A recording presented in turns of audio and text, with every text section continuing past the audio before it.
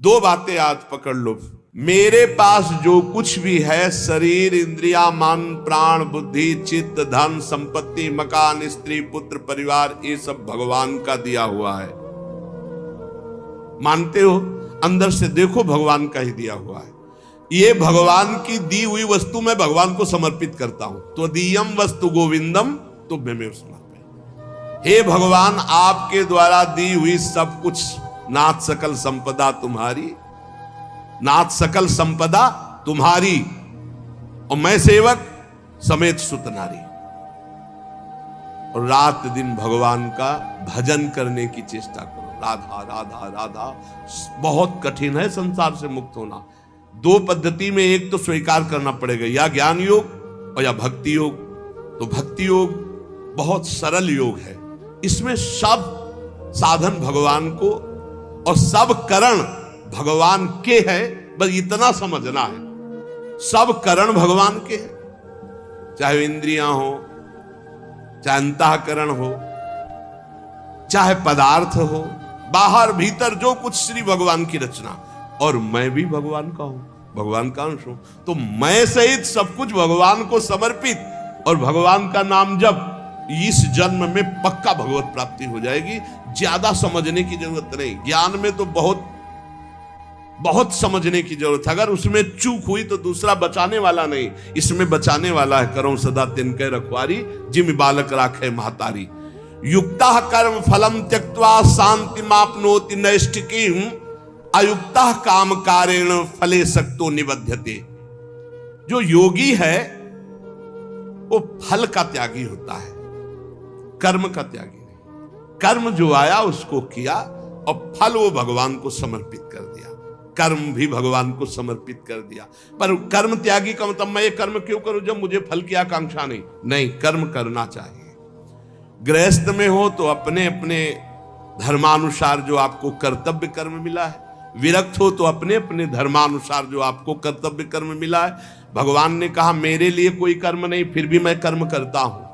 सबको कर्म करना चाहिए, पर कर्म फल में भगवान के ऊपर उसको समर्पित कर देना चाहिए।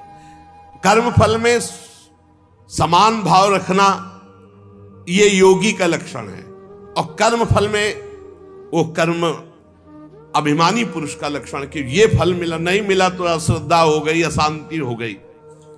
लेकिन जो योगी है वो सुख दुख के समय कृत्वा लाभा लाभो जयते हो। चाहे हानि हो, चाहे लाभ हो, चाहे जय हो, चाहे पराजय हो, चाहे सुख हो, चाहे दुख हो, उसमें समान भाव रखता। क्यों? कर्म फल की आशा ही नहीं की। हमें तो केवल कर्म करने का आदेश था, उसको कर्म किया, शास्त्र सम्मत, फल तो भगवान को समर्पित है। कर्म करना और कर्म फल की त्याग वृत्ति रखना तो तत्काल शांति प्राप्त होना शुरू हो जाएगी। देखो कितना आनंद है।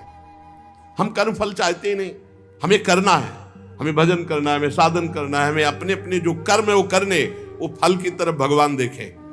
जोई जोई प्यारो करे सोई मोई भावे, अभी शांति। युक्ता कर्म फलम त्यक्त्वा शांति मापनोति नैष्ठिकीम। जितना जलन, जितनी अशांति फल को लेकर के है, कर्म को लेकर सावधानी नहीं है, फल को लेकर है। फल में बोले अब हमें भगवान से श्रद्धा हो गई तो तुम्हारा ही पतन होगा, भगवान का थोड़ी वहां कुछ होना, तुम्हारा ही पतन होना है। सकाम मनुष्य कामना के कारण फल में आसक्ति हो जाती है, इसलिए वो बंधता है, जलता है, दुर्गति को प्राप्त होता है। देखो, संचित कर्मों के अनुसार प्रारब्ध बनता है, और प्रारब्ध के अनुसार मनुष्य का जन्म होता है। और मनुष्य जन्म में जो नए कर्म होते हैं, नए कर्म संस्कार बनते हैं, वो तुरंत उठकर संचित में चले जाते हैं। भोगना तो प्रारब्ध ही पड़ता है, शुभ और अशुभ। कर्म फल की आसक्ति त्याग कर दो तो संचित भी भस्म हो जाएंगे, और नए कर्म संचित में जाके जमा नहीं होंगे, और प्रारब्ध भोगकर भगवत प्राप्ति हो जाएगी। प्रारब्ध भोगना पड़ेगा, ये कमर कस लो। ये जो तुम्हें कह रहे हैं कि हम नष्ट कर सकते हैं छूछा से, भगवान बोल रहे हैं, जगत गुरु बोल रहे हैं, हम नहीं बोल रहे। प्रारब्ध भोगना पड़ेगा, अवश्य में भोक्तव्यम कृतम कर्म शुभाशुभम। भूल भुलैया में मत फंसो। तुक्का जम जाता है कभी कभी। तुम्हारा प्रारब्ध अच्छा आ गया और तुम हमारे पास आए, तुम्हारा काम बन गया, बोले बाबा से काम बन गया। बाबा से काम नहीं बना, तुम्हारा प्रारब्ध काम बना दिया, तुम्हारा पुण्य काम कर गया। जो कर्म फल की आसक्ति का त्याग कर देता उसके कर्म भस्म हो जाते, भुने हुए चने के समान, फिर बीज नहीं देते, फिर वो बंधन कारक नहीं होते। जैसे भुना हुआ चना है, अब ना उसमें अंकुरण होगा, ना पेड़ होगा, ना उसमें बीज होगा, जड़ से खत्म हो गया, अब उसमें कोई सत्ता नहीं रही। तो जो कर्म फल की आशा ना रख करके केवल भगवत प्रीत्यर्थ किया जाता, वो उसे बांध नहीं सकता, उसे जन्म मरण में नहीं पहुंचा सकता। नहीं तो चाहे शुभ कर्म हो, अच्छा कर्म हो या बुरा कर्म, उसे जन्म मरण में फंसा देगा। कर्म फल 4 प्रकार के होते हैं। एक होता दृष्ट कर्म फल, और एक होता अदृष्ट कर्म फल, और एक होता प्राप्त कर्म फल, और एक होता अप्राप्त कर्म फल। दृष्ट कर्म फल कहते हैं वर्तमान में किए जाने वाले नए कर्मों का फल जो तत्काल प्रत्यक्ष मिलता दिखाई देता है। जैसे कीर्तन किया आनंद मिल रहा है, सत्संग किया आनंद मिल रहा है, कोई भूखा है अपना भोजन पवा दिया तत्काल आनंद मिल रहा है, कोई अपने लिए पदार्थ लेने जा रहा, देखा बीमार है उसके पास दवाई की व्यवस्था नहीं, चलो आज हम भूखे रह जाएंगे, पैसा बीमारी में दे दिया, उसमें लगा, तो जो हृदय शीतल हुआ वो दृष्ट कर्म फल, इतना महान कर्म कि तत्काल आनंद प्रदान करता है। और अदृष्ट कर्म फल वर्तमान में किए जाने वाले नए कर्मों का फल जो अभी तो संचित रूप से संग्रहित होता है, आगे जन्म में मिलेगा जाकर के। जो तीर्थयाटन है, दान है, पुण्य है, बहुत प्रकार के ऐसे कर्म है जो अभी आपको नहीं अनुभव में आ गए, वो आगे आपको प्राप्त होंगे। और प्राप्त कर्म फल जो पूर्व के कर्म फलों का प्रारब्ध बन करके आ गया है, शरीर प्राप्त कर्म फल है, प्रारब्ध जैसा वैसा शरीर, वैसे ही कुल में जन, वैसे ही धनवान, संपत्तिवान, अनुकूलता प्रतिकूलता, ये प्राप्त कर्म फल है। पूर्व में जो कर्म किए उससे जो प्रारब्ध बना है वो पहले से निश्चित हो चुका है।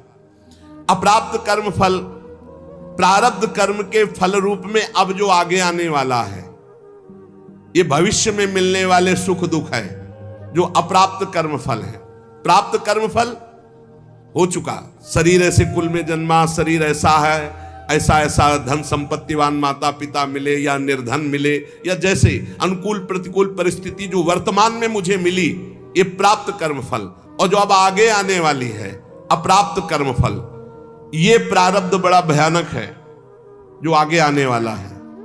इसे भयानक को बड़ा मृदुल किया जा सकता है भजन के प्रभाव से, नष्ट तो किया जा सकता है पर भगवत प्राप्ति नहीं होगी। फिर ये पूरा झोंकना पड़ेगा इसी प्रारब्ध मिटाने में भजन को।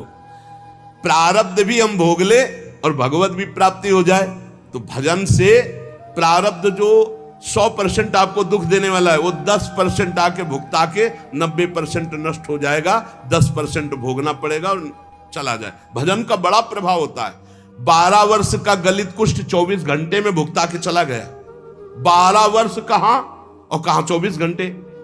भजन से अप्राप्त कर्म फल को, जो आने वाला प्रारब्ध है, उसे रोका जा सकता है, उसे कम किया जा सकता है, उसे मिटाया भी जा सकता है। पर जो भगवत प्राप्ति करना चाहते हो, मिटाने में नहीं फंसते, वो उसे भोग लेते हैं और भगवान की प्राप्ति करते हैं। ये 4 प्रकार के कर्म फलों में दृष्ट और अदृष्ट ये क्रियमाण है, और जो प्राप्त और अप्राप्त कर्म फल हैं प्रारब्ध के अधीन है। दृष्ट कर्म फल आग्रह नहीं रखना, मिलने पर प्रसन्न या प्रसन्न ना होना। अदृष्ट कर्म फल आशा रखना, प्राप्त कर्म फल में ममता न करना, मिलने पर सुखी दुखी ना होना।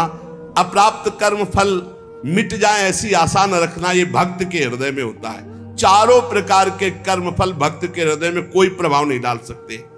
जब उपासक ये देख लेता है कि मैं करता नहीं है, वो मुक्त होने लगता है। इतने जादू का तमाशा है, समझ लो। गांठ लगी ही नहीं, गोस्वामी जी कह रहे जड़ चेतन ही ग्रंथि पड़ गई, यद्यपि मृषा छूटत कठिनाई। है ही नहीं बंधन, पर छूटना बड़ा कठिन है। बस इतना समझ लो कि बंधन ही नहीं है, पर छूटना बड़ा कठिन है। कर्तापन तुमने स्वीकार किया तो तुम्हारी दुर्गति पक्की है। चाहे शुभ कर्म करो चाहे अशुभ कर्म। शुभ से स्वर्ग आदि लोक, अशुभ से नरक आदि, और दोनों से मृत्यु लोक। ये आवागमन बंद नहीं होने वाला। क्या करें? तो बड़े कठिन समस्या है। यही कठिन समस्या है। ज्ञानेन्द्रीय, कर्मेंद्रीय, अंतःकरण, प्राण, उपप्राण, ये सब प्रकृति के हैं ढांचा सहित। शब्द, स्पर्श, रूप, रस, गंध, ये प्रकृति के हैं। वो 5 ज्ञानेन्द्रियां उनको प्रकृति में भोग रही। इंद्रियां इंद्रियों में, विषयों में बरत रही हैं। आप इनको देख रहे हैं, दृष्टा हैं, पर आप तन्मयता कर लेते, मैंने देखा, तो फिर उसका दंड भी तो भोग मिलेगा। क्या देखा और कैसे देखा? हमारे द्वारा जो भी क्रियाएं हो रही हैं, हम उनके 2 विभाग देखते हैं, एक अच्छी क्रियाएं और एक बुरी क्रियाएं। बिल्कुल सरल भाषा में आपको बता रहे हैं। जो अच्छी क्रियाएं हैं वो शास्त्र सम्मत है, जो बुरी क्रियाएं हैं वो शास्त्र विरुद्ध है। बुरी क्रियाओं को अशुभ कर्म कहते हैं, अच्छी क्रियाओं को शुभ कर्म कहते हैं। शुभ और अशुभ कर्म ये गुणों से प्रेरित होते हैं। सतोगुण तो शास्त्र सम्मत, रज और तम मिश्रित या तमोगुण या घोर रजोगुण, ये शास्त्र विरुद्ध आचरण कराएंगे। अब अपने को भगवान की शरण में हो जाना, गुणों की शरण में नहीं। भक्ति का मार्ग, पूरा शरीर, इंद्री, प्राण, उपप्राण सब, हे नाथ मैं आपकी शरण में। ये तो समझ में आ रहा है ना? ज्ञान वाला समझ में ना आ रहा हो तो ये तो समझ में आ रहा है कि पूरा ढांचे सहित, जो इसमें स्थूल हो, सूक्ष्म हो, कारण हो, प्राण हो, उपप्राण हो, इंद्रियां हो, कर्म, जो भी महाराज, पूरा सिस्टम आपकी शरण में। समझ में आ गया? ठीक। अब हमको देखना है कि हमारे द्वारा जो अच्छा काम हो रहा है वो भगवान की प्रेरणा से हो रहा है। जीवन मुक्त होना है तो बात इस बिल्कुल सरलता से समझा रहे हैं। और जो बुरा काम हो रहा है वो हमारी वासना से हो रहा है, उसका हम प्रायश्चित करेंगे, भगवान से क्षमा मांगेंगे। बुरा काम हो रहा है तो हमारी वासना से हो रहा है। इसमें क्या होगा कि अगर ये भेद नहीं तुम रखोगे और कह दोगे जब पूरा समर्पण कर दिया तो फिर आपसे बुरे कर्म उत्साह पूर्वक होने लगेंगे, क्योंकि अंदर का सिस्टम अभी समर्पित नहीं हुआ। बाहर से तो हमने कह दिया। अब अंदर का सिस्टम जब तक समर्पित नहीं होगा तब तक वो फिसल कर बुरे आचरणों में जाएगा। तो हमको क्या करना है? गुण तुम्हार समुझे निज दोषा, और जय सब भांति तुम्हार भरोसा। भरोसा दृढ़ आपका। जब हमसे अच्छे कार्य होंगे तो भगवत प्रेरित हुए, और जब बुरे कार्य हो गए तो हम त्राहिमाम शरणागत रक्षक प्रभु, हमसे गलती हो गई, हमको ऐसी सद्बुद्धि दो कि आगे हमसे ना हो, और सारे कर्म भगवान को समर्पित कर दो।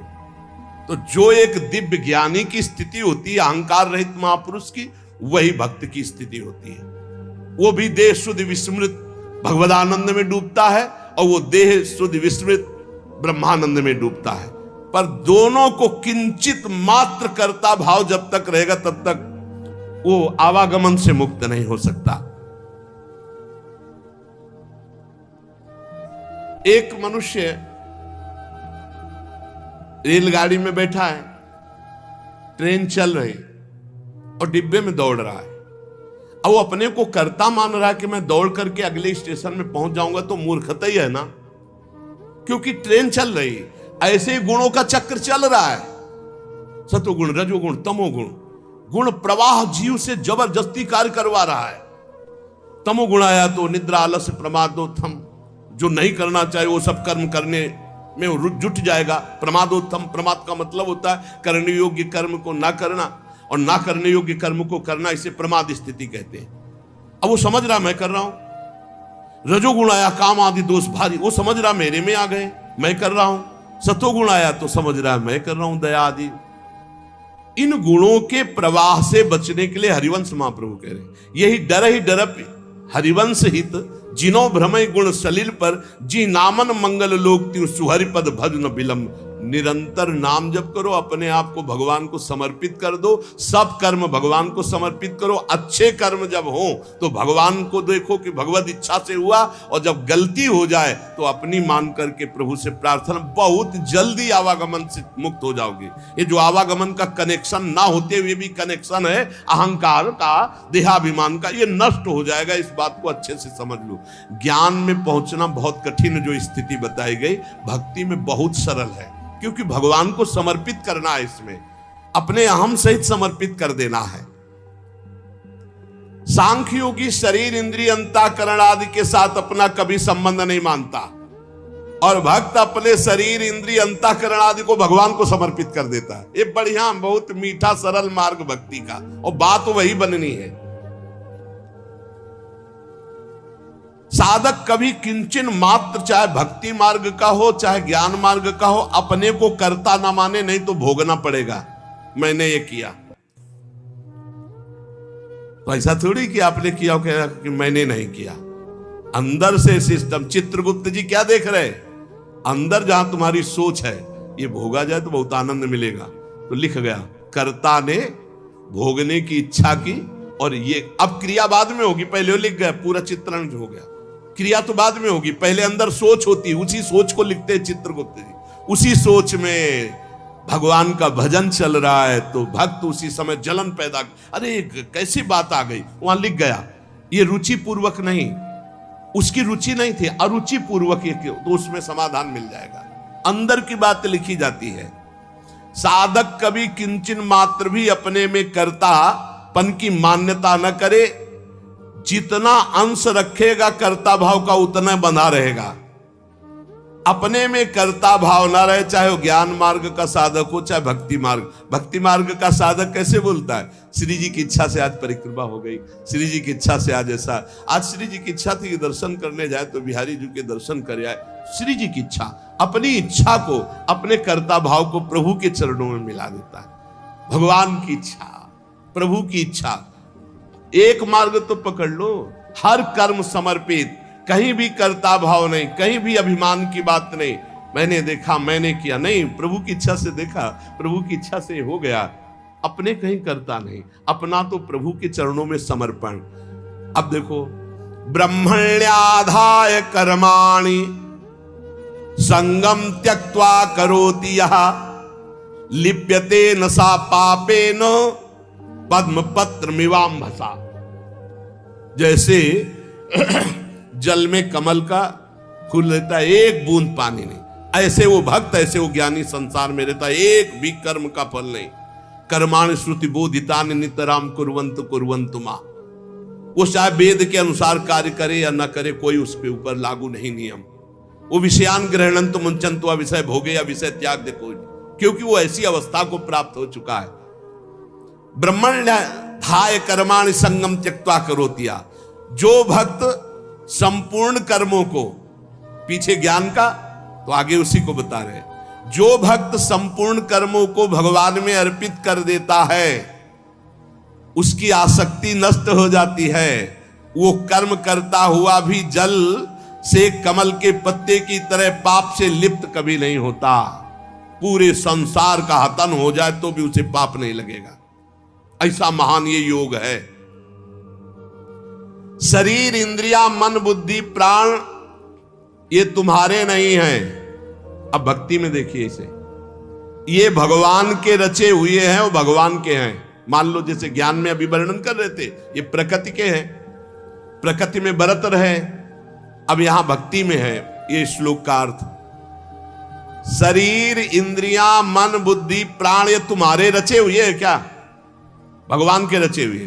तो हुए किसके? भगवान के हुए ना, ये भगवान के हैं। तुम्हारे प्राण भगवान के, तुम्हारी मन बुद्धि चित्त अहंकार ये भगवान की, तुम्हारी ज्ञानेंद्रियां भगवान की, तुम्हारी कर्मेंद्रियां भगवान, तुम्हारा सब कुछ श्री भगवान का है, तुम्हारा थोड़ी रचा हुआ है। माना ये अपने नहीं है, ये श्री भगवान की रचना है, श्री भगवान के हैं। कौन कौन? शरीर इंद्रिया मन बुद्धि प्राण ये भगवान के रचे हुए हैं।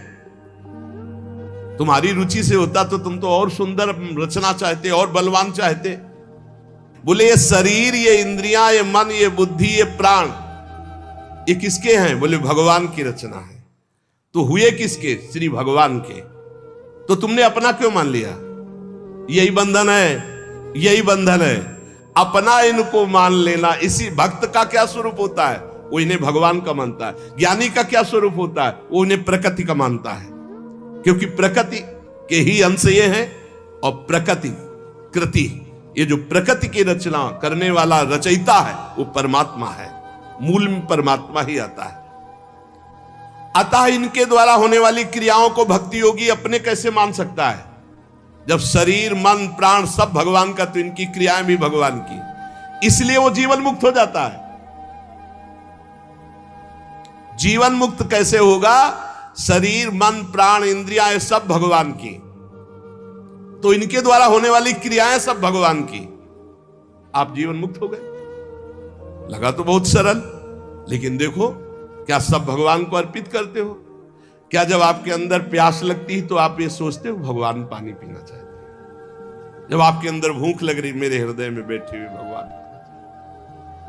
जब आपके अंदर विकारात्मक भाव है, तब आवे कि ये दुष्ट कहां से दुर्वासना दबी रह गई, अभी ये भगवान की नजर में नहीं पड़ी, इस हृदय में कहीं दुर्वासना, हे नाथ हे करुणामय इस दुर्वासना को हटाओ, ऐसे भक्ति में चला जाता है। ये सब भगवान की, सारी क्रियाएं भगवान की, तो आप कौन है? आप भी श्री भगवान के। हो गया काम। शरीर इंद्रिया मन बुद्धि प्राण सब भगवान के, इनकी क्रियाएं भगवान की, और मैं भी भगवान का, मुक्त हो गए। जितना बचा के रखोगे उतना ही तुम्हारा बंधन कारक है। भगवान ही मेरी इंद्रियों में और मन में बैठकर सारे कार्य करवा रहे हैं। भक्त ये देखता है। अब ये जो पापाचरण करने वाले हैं ना, ये बात सुनेंगे ना, तो ये भी ये बात उसमें ले जाएंगे कि भगवान ही तो हमारे मन, गीता में लिखा है मन और इंद्रियों में बैठे, तो तुम समर्पित कहां हुए? तुम तो अहंकार की धरा में हो। अहंकार में काम क्रोध लोभ मोह मद मत्सर ये दोष रहते हैं। यही बिना गुरुजनों के समीप बैठे शास्त्र समझ में नहीं आता। शरीर आदि वस्तुएं अपनी ना थी ना है ना रहेगी। कैसे? तुम्हारा अधिकार है शरीर पर? कुछ अधिकार नहीं। एक रोम अभी झरना चाहे ना, वो झर जाएगा, दोबारा लगा नहीं सकते। बेमतलब में अहंकार किए हो, मैं ऐसा कर सकता हूं, मैं ऐसा। शरीर आदि वस्तु, शुद्ध ज्ञान शुद्ध भक्ति दोनों श्लोकों में भगवान ने जीवन मुक्त होने के लिए बता दिया। शरीर आदि वस्तुएं अपनी नहीं, प्रत्युत मिली हुई है भगवान से अपने को। किस लिए? सत्कार्य करने के लिए। सत्कार्य करने के लिए। सरकारी गाड़ी बंगला है, ये सरकार का काम करने के लिए मिला है। ये कुछ दिन के लिए मिला, फिर छीन लिया जाएगा। ना ये पहले था तुम्हारा, ना बाद में रहेगा, बीच में दिया गया, छीन लिया जाएगा। ये केवल भगवत प्राप्ति के लिए मिला है। भगवत प्रीत्यर्थ दूसरों में भगवान की भावना करके सेवा करो, इसलिए मिला है शरीर। इन वस्तुओं पर जो अपना अधिकार जमा लेता है और अपने लिए भोग भोगता है, वो मृत्यु के बाद दुर्गति को प्राप्त होता है। पुनरपि जननम पुनरपि मरणम। इस शरीर को न तुम बदल सकते हो, न मरने से रोक सकते हो। यह शरीर एक नियत समय के लिए आया है, और इस समय में तुम भगवत प्राप्ति के लिए कार्य कर लो। क्या? कुछ नहीं करना। ये जो सब है इनको समर्पित कर दो। चदरिया जैसी की तैसी धर दीनी। ये लो महाराज, हमसे नहीं होने वाला। ना शुभ ना अशुभ, ना हम कर्ता बनेंगे शुभ के ना अशुभ के। हमसे कुछ नहीं, हम आपकी शरण में पूरा समर्पित। अभी आज से आप जीवन मुक्त के मार्ग में चलने लगे। समर्पण योग। ईमानदारी से भगवान की वस्तु भगवान को समर्पित कर दो, और कुछ नहीं करना। मस्त। बस यही बात समझ में आ जाए। भगवान की वस्तु भगवान को समर्पित कर दो। ये शरीर, शरीर संबंधी भोग, सब कुछ जितना, सब श्री भगवान का है, सब समर्पित कर दो भगवान को। संपूर्ण क्रियाएं और पदार्थों को भक्त भगवान के चरणों में समर्पित कर। ज्ञानी प्रकृति में देखता है। प्रकृति और संसार दोनों के स्वामी भगवान है, अतः क्रियाएं और पदार्थ भगवान को अर्पण कर दो। कोई भी पदार्थ बिना भोग लगाए मत खाओ। कोई भी क्रिया करो, उसको भगवान को अर्पित करो, क्योंकि ये शरीर मन प्राण बुद्धि इंद्रियां सब श्री भगवान के। ऐसी भावना में रहो। अभी जीवन मुक्तता की तरफ बढ़ने लगोगे, अभी निर्विकार होने लगोगे। जब इनको प्राण इंद्रिय और मन को भगवान का देखोगे तो निर्विकार हो जाओगे। जब अपना मानोगे तो भिकारी हो जाओगे। संगम त्यक्त्वा करोतिया। किसी भी प्राणी पदार्थ शरीर इंद्रिय मन बुद्धि प्राण क्रिया, किसी में संग मत करो। न प्राणों का संग, न इंद्रियों का संग, न बुद्धि का संग। उस समय देखो असंग, तुम अलग हो, ये अलग है, पर तुम अलग नहीं देख पाते, इन्हीं में मिल जाते हो। आकर्षण, खिंचाव, लगाव, महत्व, ममता, कामना। इसीलिए जो सच्चा उपासक होगा कभी निंदा नहीं, कभी प्रशंसा नहीं। एक बार परमहंस श्री ओंकारानंद सरस्वती जी भिक्षा के लिए आए और नमक डालना, तो और पदार्थ जब परोसने तो मना कर देते, वही सब ये वाली बहुत बढ़िया। और जब जरा सी बची थी, बाद में इसमें तो नमक नहीं गए। अब स्वामी जी आज आपने जानबूझ के और कोई पदार्थ लिए, वही पदार्थ उसमें तो नमक, तो क्या फर्क पड़ा बच्चा, क्या फर्क? पेट प्राणों का पोषण करना था, डाल। ना निंदा ना स्तुति, चाहे जितना अच्छा पदार्थ होगा। आज तो उसके भोक्ता बने तो फिर फंसोगे। किसी भी कर्म में, किसी भी करण में अपने को कर्ता नहीं बनना, अपने को अहंकार नहीं करना, ये सब श्री भगवान के हैं। ना लगाव, ना आकर्षण, ना महत्व, ना ममता, ना कामना, ये बिल्कुल नहीं होगा यदि नहीं भगवान के मानोगे। ये लगाव, ये कामना, ये ममता, ये आसक्ति तभी होती जब अपना मानते हो। जन्म मरण का हेतु यही तुम्हारा अपना मानना है इनको, इनसे अपनापन हटाओ प्रभु के चरणों में। कायेन मनसा बुद्ध्या केवलैरिंद्रियैरपि योगिनः कर्म कुर्वन्ति संगम त्यक्त्वा आत्मशुद्धये। जो योगी है वो आसक्ति का त्याग करके केवल भगवत अर्पण, शास्त्र सम्मत कार्य करता है। इंद्रिया, शरीर, मन, बुद्धि, अंतःकरण ये परम शुद्ध हो जाते हैं जब केवल भगवत प्रीत्यर्थ। पाप होते हैं स्वयं प्रीत्यर्थ, अपने प्रीत्यर्थ, और भगवत प्रीत्यर्थ होते हैं परम पवित्र, हृदय पवित्र, शरीर पवित्र, इंद्रिया पवित्र, बुद्धि पवित्र। भेद समझ लो। जब अपनी प्रसन्नता के लिए अपनी प्रीत्यर्थ भोग भोगोगे तो पाप कर्म बन जाएगा। जैसे भगवान ने कहा जो अपने लिए पकाता है वो पाप खाता है। अपने लिए जो करोगे, अपने लिए सुख लेने की भावना करोगे, उससे निश्चित पाप बन जाएगा। और जो शास्त्र सम्मत भगवत प्रीत्यर्थ करोगे तो शरीर पवित्र, मन पवित्र, बुद्धि पवित्र, चित्त पवित्र, उसी पवित्रता में अनुभव होता है चेतन अमल सहज सुख राशि अपने स्वरूप का। आसक्ति का त्याग करके केवल ममता रहित, इंद्रियों सहित शरीर, मन, बुद्धि, अंतःकरण ये भगवत प्रीत्यर्थ कार्य करे तो तत्काल इनकी शुद्धि होती है और वो शुद्ध हो महापुरुष विविध प्रकार के कर्म करता हुआ भी अगला जन्म उसका नहीं होता, सब कर्म भस्म हो जाते हैं। जिनको साधारण मनुष्य कहते हैं वो शरीर, इंद्रिय, मन, बुद्धि से कोई भी कार्य करने के पहले एक संकल्प बनाते हैं, ध्यान रखना, और उसमें कर्ता बनते, मैं करूंगा। और जब कोई भक्त करता है तो भगवान की प्रेरणा देखता शास्त्र सम्मत है कि नहीं। भगवत प्रेरणा से ये कर्म हो रहा, इस कर्म में शास्त्र आज्ञा है कि नहीं, हाँ है। तो इंद्रियां, मन जो उसमें बर्ताव कर रहे हैं वो सब भगवान के है, प्रेरणा भगवान की, और कार्य का फल भी भगवान को समर्पित, वो जीवन मुक्त हो गया। आसक्ति का त्याग करना बड़ा कठिन है। शरीर आसक्ति, इंद्रियों में आसक्ति, मन में आसक्ति, बुद्धि में आसक्ति, चित्त में आसक्ति, इस आसक्ति का ही त्याग होता है सत्संग से।